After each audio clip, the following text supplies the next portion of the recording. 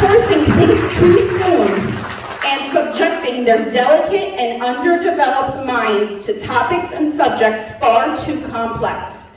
Please put your political aspirations, agenda, or whatever to the side and let us parent how we see fit. And again, our children are more important and worth more than 2 to 4 points on the QSEC score. Thank you.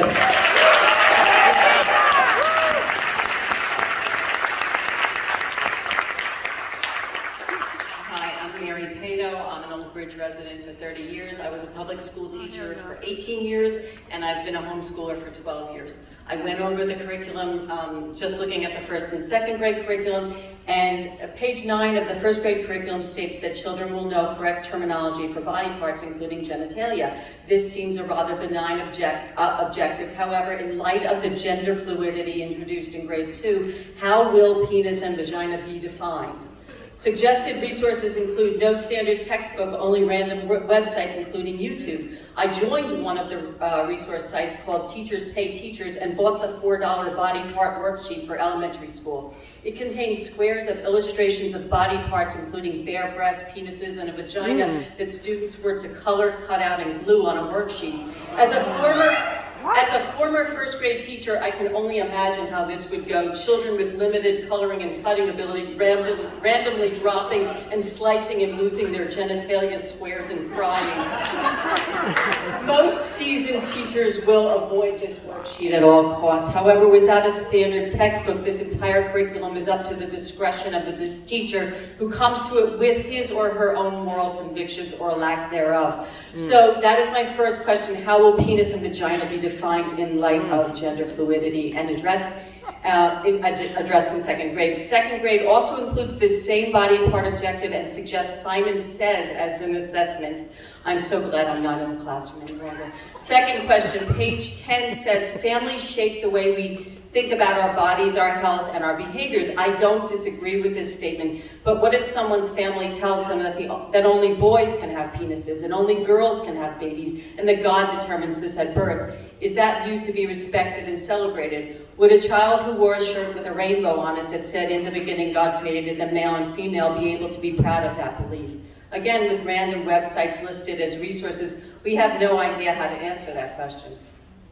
Finally, on page 12, under content knowledge, we face down the elephant in the room, discuss the ways people express their gender and how gender role stereotypes may limit behavior. Again, I clicked on resources. All of them dealt with feelings and empathy and did not address this gender objective at all until I got to the link about the red crayon. The book Red, A Crayon Story, There's More to Me Than You Can See, has a suggested grade level of K to 2 and tells the charming story of a crayon that appears to be red, has a red label, and Red's own mother believes him to be red, but a brand new friend offers a new perspective and discovers what he's known all along: he is blue. After reading this book, one of the suggested activities is to read I Am Jazz, the story of a transgender person. It is suggested that students may say, "Someone who looks at me may think I'm a girl, but I am non-binary. My pronouns are they and them." This is K2. Board of Ed members, parents, teachers, children do not spend their days thinking about sex. They think about things like playing and sports and learning to read or ride a bike. And if their parents teach them, they think about God. Thank you very much.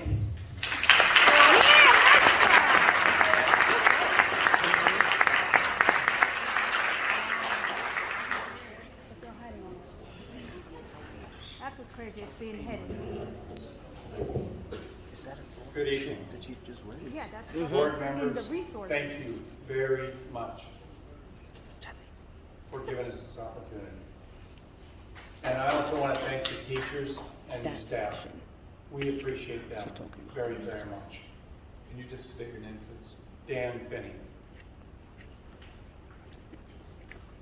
One thing I have noticed over the last few weeks is that many people who object to this assault on our traditional values have tended to follow politically correct terminology.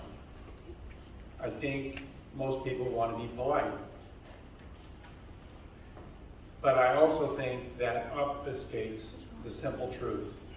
This curriculum flows out of a concerted agenda to popularize and promote an LGBTQIA+ lifestyle agenda.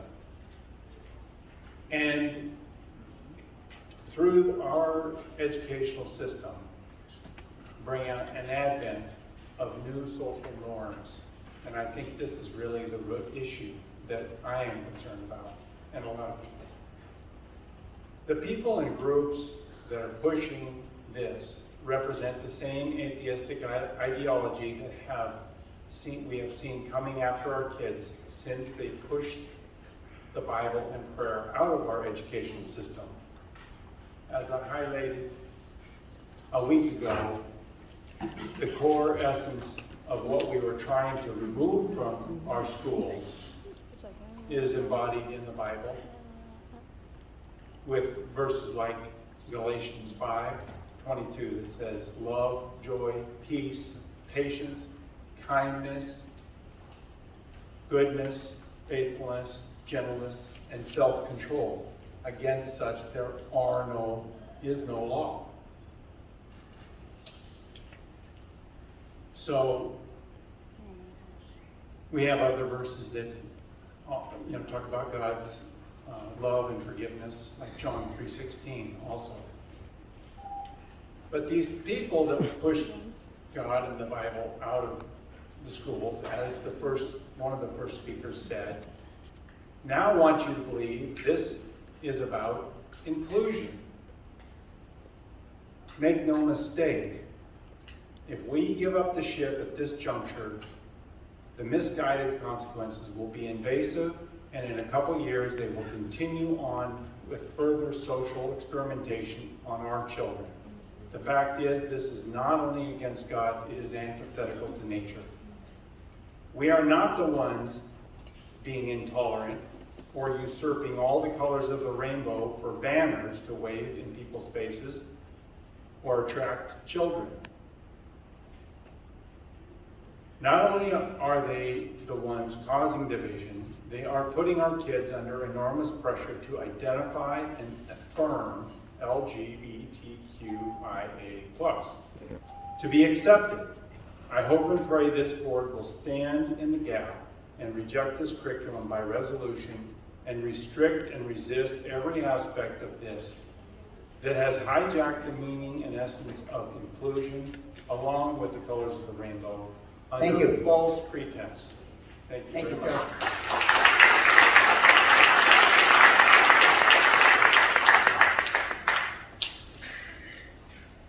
My name is Lloyd Pulley. I pastor over here at Calvary Chapel.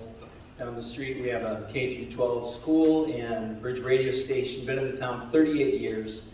I have a lot of joy remembering the wrestling program back in 89-90 when they won the state meet. I was able to help Ken Scott's program at that point, being a wrestler. Look, the problem tonight, and I do appreciate the board giving us this opportunity, but the problem I see it's pure ideology under the guise of health. I think we all know that intuitively. And we've heard a lot, and it seems like the options are either just let the public schools go and do their thing and we'll exit. And the reality is many people can't afford private school or homeschool or I feel compelled to speak on behalf of young children who can't speak for themselves. And I think parents have been sold this bill of goods where this is the loving thing to do. We want to love everyone. Well, of course we love it, people, but you love in truth. Speak the truth in love. This curriculum ultimately is going to feed an industry that makes a lot of money off of gender dysphoria. And listen, follow the money. That's essentially where a lot of this comes from. I just read a young woman who transitioned into a man, later regretted it and changed back, and many more are doing that. She was lamenting over her sterilized, deformed body, and she asked this question, and this was why I'm here. She said, where were the adults to speak out, to protect me when I was a child making these decisions?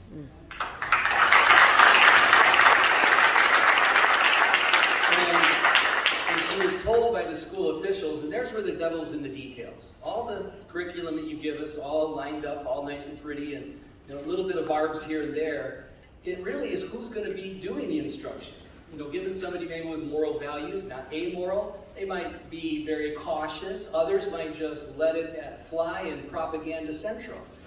So, you know, I see that, and when I heard the school officials, what they told this young girl, I'm sorry, what they told her parents was, well, you have a choice. You can have a dead daughter or a live son. Because that was the manipulative way to tell everybody, if you don't give this child a transition, they're going to kill themselves. And that's just not true. In fact, most of the 40% suicide attempts for gender-confused children occur after transition. They won't tell you that. But look, the matter is this. To me, when I'm listening and I'm looking at a little bit some of the curriculum, and I'm not sure whether or not this board will be using the Amaze Health curriculum. If so, I would want to say this. When I was 11 years old, a man used pornography to try to loosen my resistance to molestation. And though I was repulsed by this man and never returned, those images harmed me. Thankfully, Biblical Truth rescued me, but when I saw one of the Amaze Health curriculum videos, all I could think of was this was reminiscent of this kind of grooming that was attempted on me, softening these children up to a degree where they're going to accept anything.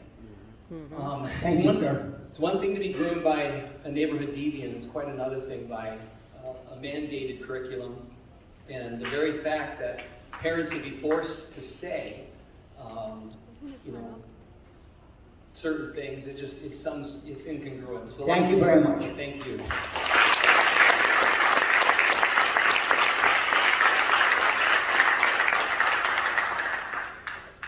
Hi, Amy Karubi. I have two young daughters in the school system.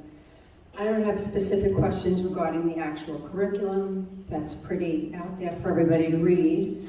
But in my opinion, none of it's acceptable. The reason why, besides the highly inappropriate content, is because the majority of it just has no business being taught to our children. It's completely unnecessary. Our children are behind due to the pandemic and should be learning math, reading, science, social science. The only other topic being incorporated should be the arts. Unfortunately, sex and diversity took precedence, almost as if we would no longer want to raise decent next generation. I can't imagine how anal sex, masturbation, oral sex, and getting our children ready for the next stages of their young adult lives, unless, of course, it fits the obvious, twisted agenda. If we stick to the facts, there's two issues I was told. There's the sex ed learning standards, and then there's the diversity and inclusion. I was also made aware that as a board, you're given the opportunity to put this inclusion and diversity wherever you want, which was sprinkled.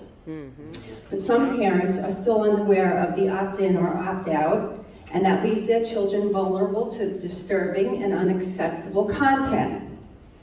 Can you put the diversity and inclusion in the health section so that we have the opportunity to opt out?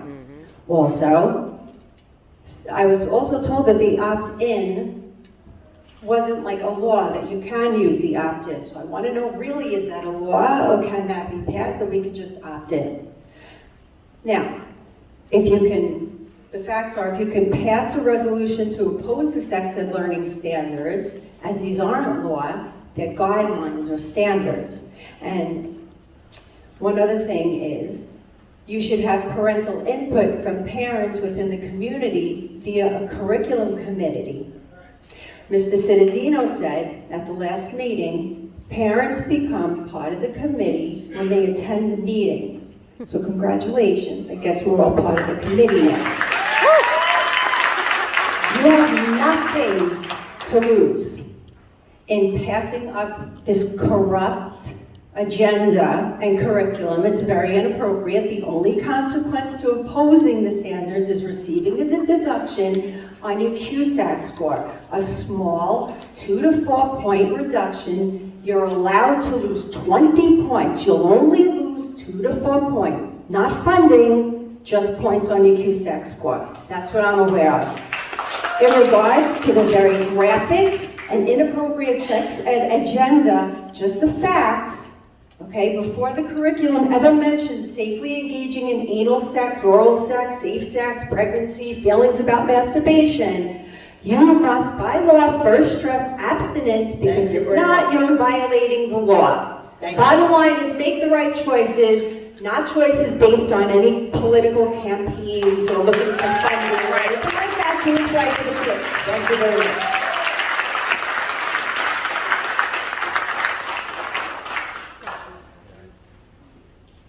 Hello, my name is Melissa Weber. I've been an Old Bridge resident my entire life.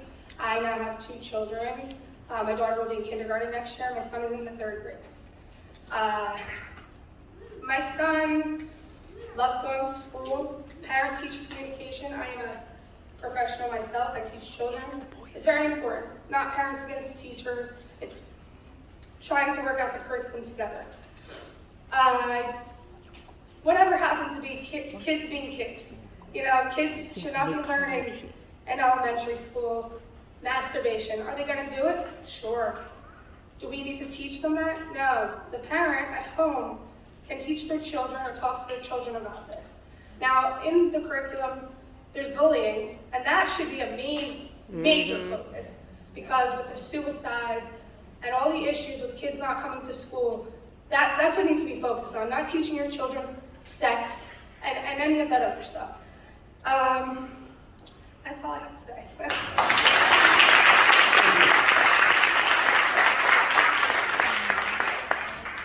Good evening. My name is Domenica. I've been a resident of Old Bridge for over 20 years. Both of my daughters and my son graduated.